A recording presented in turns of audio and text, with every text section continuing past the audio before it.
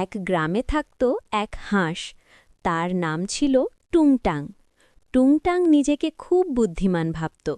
আসলে সে একটু বেশি চালাক হতে ভালোবাসত।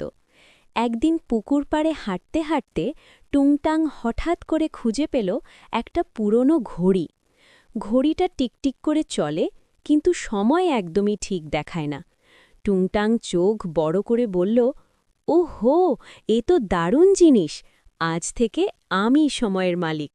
সে গলায় ঝুলিয়ে নিল সেই ঘড়ি আর গ্রামে ঘুরে ঘুরে বলতে লাগল, এখন সকাল, না না, এখন দুপুর, এই তো রাত হয়ে গেছে।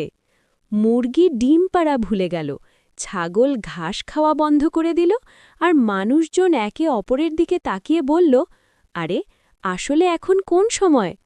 ঠিক তখনই ধীরে ধীরে এগিয়ে এলো এক বুড়ো কচ্ছপ। সে হেসে জিজ্ঞেস করল, টুংটাং, তোমার ঘড়িটা কি ঠিক চলে? টুংটাং গম্ভীর মুখে বলল, ঘড়ি ঠিক না চললেও আমি কিন্তু সবসময় ঠিকই বলি। আর ঠিক সেই মুহূর্তেই ঢপ করে ঘড়িটা টুংটাংয়ের গলা থেকে পুকুরে পড়ে গেল। ঘড়ি থেমে গেল, আর টুংটাংও চুপ করে গেল।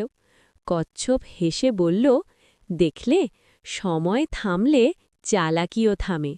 টুংটাং লজ্জায় মাথা চুলকে বলল, আচ্ছা ঠিক আছে, কাল থেকে আমি শুধু হাসি থাকব।